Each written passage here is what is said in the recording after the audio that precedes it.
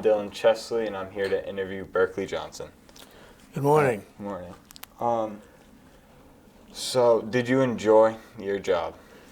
Yes, I certainly did, and I think it's important that be so. With a little background, a short story. I had no idea in high school what career path I wanted to follow, and my father found out that the Navy ROTC had a scholarship program, so he ordered me to take the exam, which I passed, and it was a great scholarship. It was tuition, books, fees, $50 a month all the way through college, and this was 1948, and I was admitted to the Harvard unit, so I got to go to Harvard where my grandfather had gone. And there were 34 of us with this scholarship program. It meant a summer cruise of 8 weeks in different aspects of the Navy. We were on the ship in 1949 in June, heading toward Hawaii on our first 8-week cruise, and the Korean War started. So they changed the rules on us and said you'll have to serve 3 years when you get out instead of 2.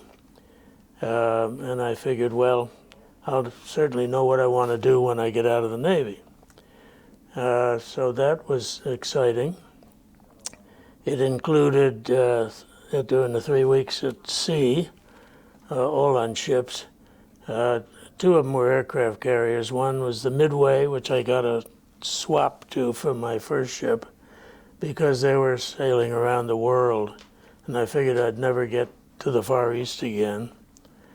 And then I was mustered out in 1956. I had no idea what I wanted to do, but my uncle offered me a place in his law firm, and I figured we'll go to night law school as he had done at UConn, and we'll see how it is. And if I don't decide to practice law, at least it'll be a wonderful background for almost any course I followed. Well, he was a small-town lawyer in upstate Connecticut, had an insurance agency, so I could do some work for him and go to night law school.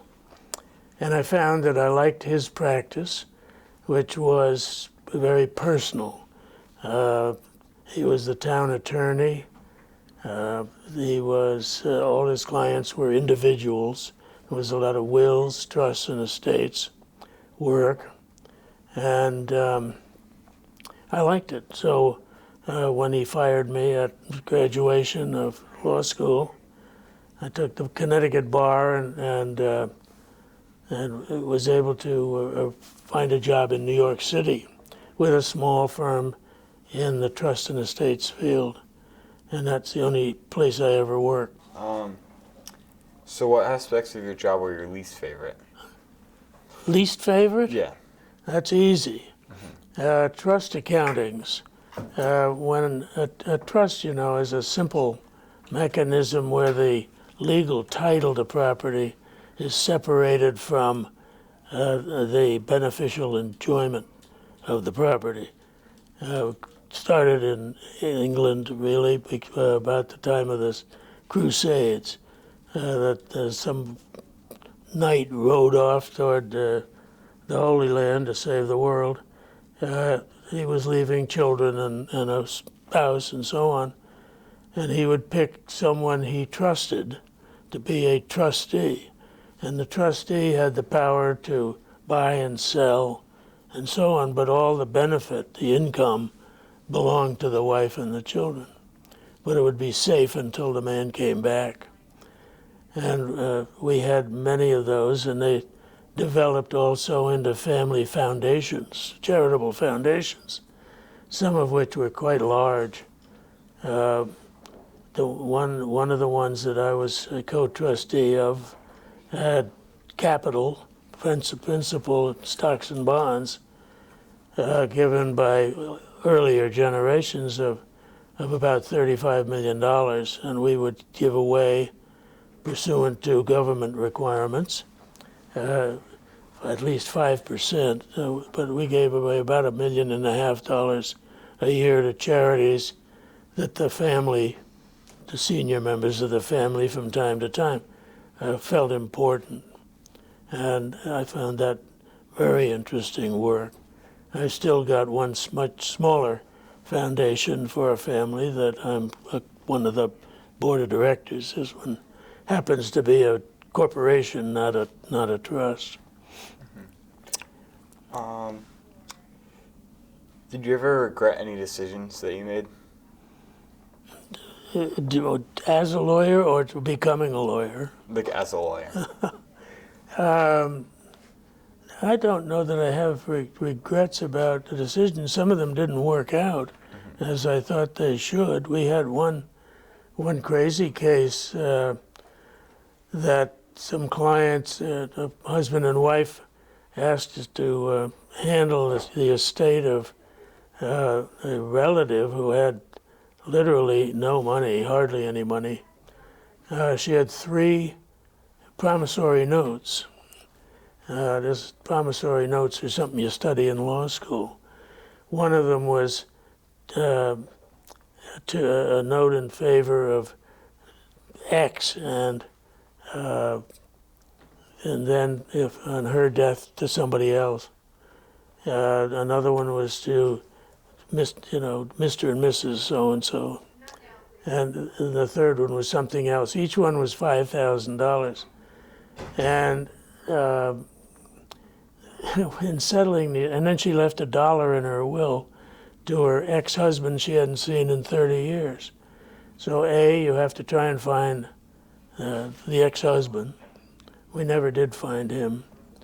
The 3 notes had to be literally adjudicated because they made no sense the way they were drawn. And one of my associates did most of the work on the case. And the surrogate handed down 4 decisions about the thing, and my associate and I agreed that all 4 decisions were wrong, but the right people got the money. And we got a modest fee out of it. But that was interesting. Interesting work. I'm not sure it was a mistake. We probably shouldn't have taken the case in the first place because the overhead was just too much. So what advice would you give a high school student that would want to go into your field? That there really is no preparation. I mean, it's not like a pre-med where you want a lot of science courses. I was advised by the 2 senior lawyers who advised me to go to law school, way back at the beginning of that you exercise every opportunity you have to investigate something for the matter of interest. You learn how to ask questions. And our senior partner, Mr. Davidson, was brilliant at asking questions about anything. And you learn, as one of another lawyer said, I don't know what the law is until I know what the facts are. How often did you deal with people, and did you make any good relationships with any of them? How often did I do what? Deal with people. Well, all our clients were people rather than corporations. In the case of one family, I worked with 5 generations of the same family, and that kind of relationship is just, you can't find that in a corporate law firm or a litigation law firm. So that I found a job I loved, and that's where I worked. Yeah. Thank you for your time. Well, thank you very much.